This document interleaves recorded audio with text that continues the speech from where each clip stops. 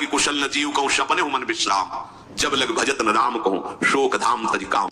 ये दुखों का खजाना काम अर्थात इच्छा, इसका त्याग करके भगवान की शरण में होकर जब तक नाम जप नहीं करोगे स्वप्न में भी तुम्हें विश्राम नहीं मिलेगा। और नाम जप एक गंदे आचरण करने वालों के हृदय में नहीं हो सकता। नाम परम पवित्र है। ये तभी होगा जब आपका खान पान सात्विक हो, आपका वातावरण सात्विक हो, आपका बोलना उठना बैठना सब सात्विक हो, तब नाम भगवान कृपा करेंगे आपकी जिह्वा। फिर कौन सी इच्छा रह जाएगी, कौन सी इच्छा रह जाएगी? अरे आप विश्वास कीजिए, ये जितनी इच्छाएं हैं सब स्वाप्निक हैं। जब आप सच्चा विवेक धारण करेंगे तो आपसे पूछा भी जाएगा कि जबरदस्ती केवट से कह रहे ले लो, वो कह रहे आपका सुनातना चाहिए मोरे नहीं चाहिए। प्रहलाद जी कह रहे वरदान मांगो, हमारी आज्ञा का पालन करो, तो कह रहे हाँ आपकी आज्ञा का पालन करता हूं, हे नाथ मुझे यही वरदान दीजिए कि आपसे भी कोई इच्छा न रहे। ये वरदान मांगा कि आपसे भी कोई इच्छा। आप सोचो क्या है ऐसा भागवती का रस कि जिसको वो मिला तो भगवान से भी कह देते। और भक्त तो बड़े विचित्र विचित्र है, वो भगवान से कहते तुम्हारी इच्छा क्या है प्यारे? बोलो हम पूर्ण करते हैं। तुम्हारी इच्छा क्या है? हमारी तो कोई इच्छा नहीं, आप बोलो आपकी इच्छा क्या है, आप क्या चाहते हो, मैं कैसे आपको रिझाऊं? ये जब कामना को लेकर के मनोवृत्ति का प्रवाह संसार की तरफ होता है तब ये कामना ही हमें राग द्वेष में बांध देती है।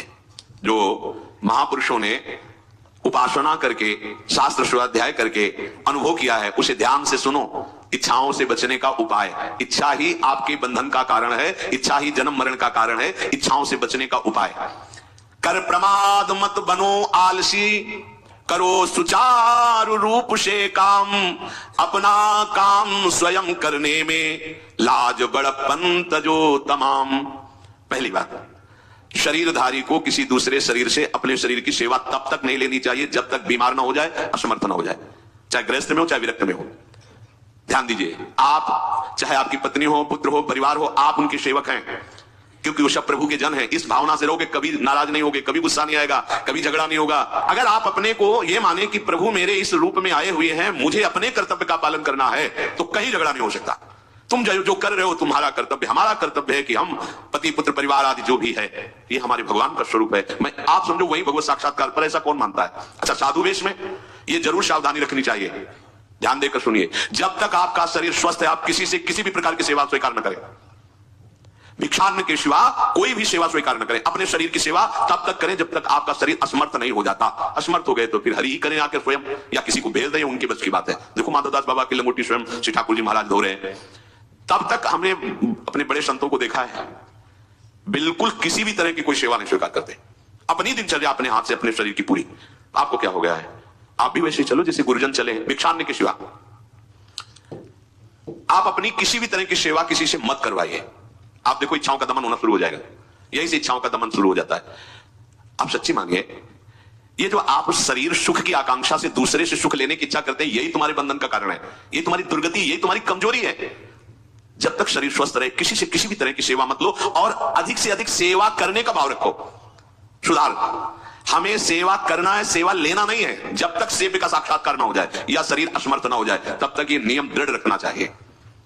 गुरुजनों को भी देखा, श्री जी की सेवा कर दो, रसोई की सेवा, शरीर सेवा में कभी भी नहीं। कभी धोखे से ऐसे वस्त्र आदि रह गए और महाराज जी ने धो के जल्दी से फैला दिया तो भी डांट लगी, ऐसा क्यों किया? नहीं रखे थे महाराज जी ने, ऐसा कर नहीं, जब तक हम कहें नहीं तब तक नहीं। आज भी सरकार अपने ही हाथ से श्री जी को भोग लगा के ही, साहब हैं पर वो अपने ही हाथ से 2 रोटी भोग बना के। देखो बुजुर्ग संतों को, बड़े महापुरुषों को हमने देखा है, अपने शरीर, जब तक शरीर में सामर्थ्य है तब तक, ये महापुरुषों का आदेश है, अपना काम स्वयं करने में लाज बड़प्पन तजो तमाम।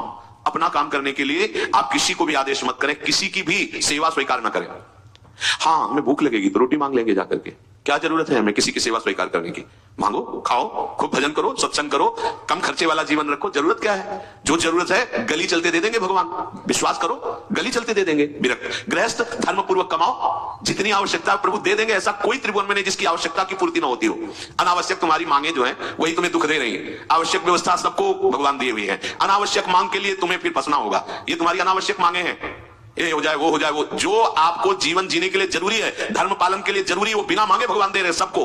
देख लो, हाँ आप कि भाई हमको उस परिकर में रहना है, उस कोर्ट से रहना है, वो सब वीआईपी, हमको भी उस कोर्ट का, ये मांगे हैं तुम्हारी। तुम्हारा प्रारब्ध जितना है उतना तुम्हें मिलेगा, जो आवश्यक है वो तुम्हें मिलेगा। अनावश्यक मांगे करोगे फंसोगे, अधर्म में कूदना पड़ेगा तुम्हें। हाथ पैर सब साधन प्रभु ने दिए, दया कर तुम्हें समान, फिर क्यों उनसे काम न लेते, क्यों रखते हो झूठी शान। तुम्हारी सेवा के लिए तुम्हारे पास हाथ है, तुम्हारे चरण है, तुम्हें बुद्धि दी है, दूसरे से क्यों सेवा स्वीकार करते हो? प्रभु ने दया करके उद्धार के लिए तुम्हारे पास पूरी सामग्री दे दी, उसका प्रयोग शरीर, जब तक शरीर में सामर्थ्य है तब तक। ये महापुरुषों का आदेश है। अपना काम स्वयं करने में लाज बड़प्पन तजो तमाम।